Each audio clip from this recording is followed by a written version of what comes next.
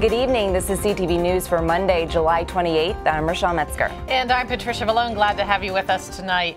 Well, municipalities continue to pull in big money as a result of red light cameras. According to AAA, revenues in some localities are way up. And as Byron Scott tells us, in other areas, numbers have leveled off.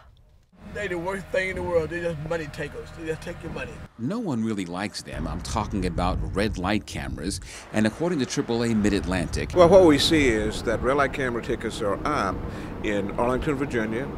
They're up dramatically in Rockville, Maryland, dramatically in Montgomery County. In Montgomery County, for example, revenues for 2013 up nearly 100% to $2.8 million.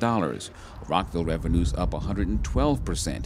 Townsend says the increase is due in part to more cameras. The other thing is they've added a new generation of red light cameras that detect for more than just red light running, and that gets us to the central issue. So if a car crosses the stop line, it could mean a ticket. Or making a right turn on red without stopping first could also mean a ticket. Here in Prince George's County, revenues have leveled off. AAA and police say they are still using older technology and they have relatively fewer cameras. And while Townsend says he has his concerns about the program in general, he says more cameras are needed here in the county. Prince George's County needs more cameras because Prince George's County has one of the highest crash rates in the region.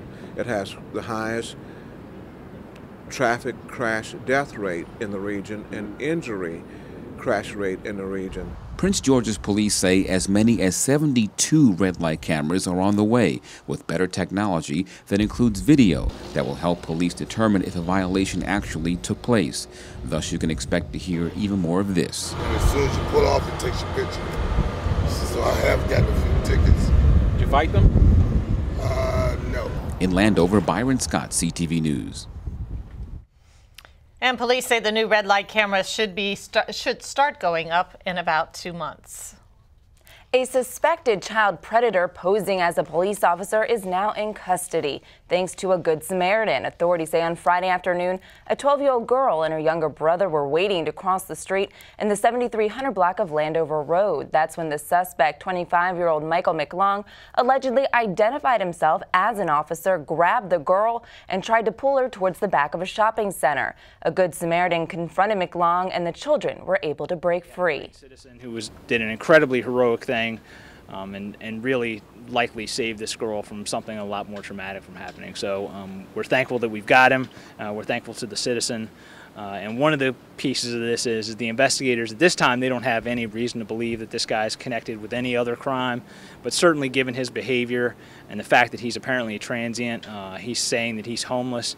It's possible, and we're certainly open to the idea that he could have had inappropriate contact with somebody else in and around this area. So we're asking that if anybody out there has had any contact with this suspect, please give us a call and let us know. And obviously, if any of that contact has been inappropriate, we'll charge him and we'll place additional charges on him for any of those prior crimes.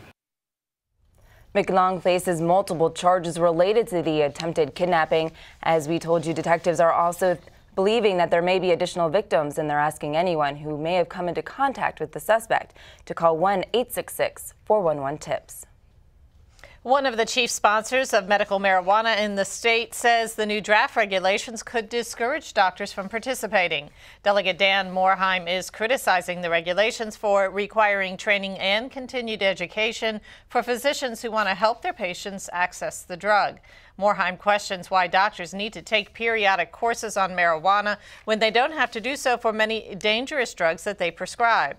Proponents are hoping to provide qualifying patients with Maryland-based cannabis products by early 2016. Governor Martin O'Malley and religious leaders are issuing a call for families to offer foster care to immigrant children.